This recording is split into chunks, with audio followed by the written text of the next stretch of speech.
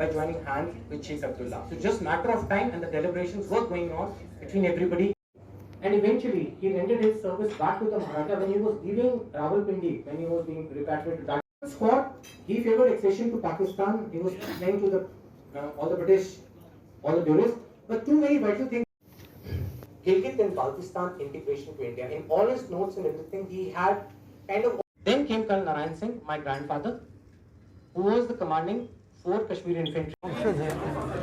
पहली बार हमें एक विस्तार में जो लड़ाई लड़ी गई श्रीनगर को बचाने के लिए, रियासत जम्मू कश्मीर को बचाने के लिए, जो 3-4 दिन हमला आवरों को रोक के रखा, उस लड़ाई की सारी डिटेल मुजफ्फराबाद से लेके गढ़ी से लेके उड़ी तक, वो सारी कहानी आज हमारे सामने आई, जिसमें कितने ही लोग हमारे शहीद हुए, ब्रिगेडियर राजेंद्र सिंह शहीद हुए, और कितनी हिम्मत से 100 आदमी की फ़ौज ने हज़ारों को रोका, और वो 2-3 दिन जो रोका वही कारण था कि रियासत हमारी बच गई और भारतीय एयरफोर्स के माध्यम से भारतीय सेना आना शुरू हो गई।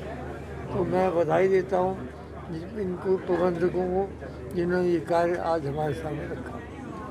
सर, जिस तरह से आपने बताया कि ये ना, एक तो वो गेम्स वगैरह में शामिल हो जाए, और दूसरा कुछ पढ़ने का भी उनको शौक़ होना चाहिए थोड़ा बहुत,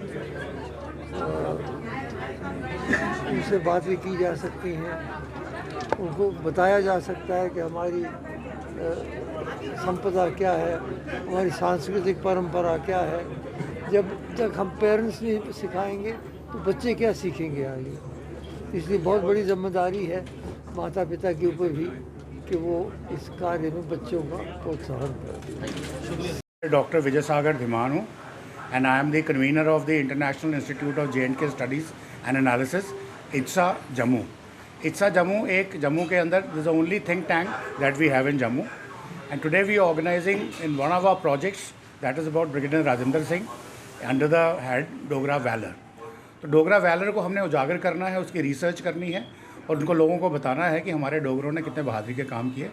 जैसे ब्रिगेडियर राजेंद्र सिंह के बारे में ये है कि अगर ब्रिगेडियर राजेंद्र सिंह ने अपनी जान दे करके पाकिस्तानी इन्वेडर्स को 4 दिन तक डिले नहीं किया होता, जब तक इंडियन आर्मी आगे नहीं गई थी, तो अभी ये जम्मू एंड कश्मीर पाकिस्तान का हिस्सा होता।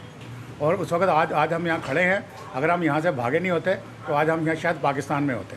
तो ये जो उनकी बैटल्स थी मुजफ्फराबाद में, उड़ी में, गढ़ी में, या बुनियार में, रामपुर बुनियार में, या महूरा में, तो ये सारी बैटल्स ब्रिगेडियर राजेंद्र सिंह की फ़ौज ने एक एक करके लड़ी, और उसमें बड़े सारे योद्धा थे, डोगरा और के आइकॉन्स थे, जैसे कर्नल नारायण सिंह थे, कैप्टन पृथ्वी सिंह थे, सूबेदार दूनी चंद थे, और उसके बाद ब्रिगेडियर राजेंद्र सिंह के साथ कैप्टन ज्वाला सिंह थे।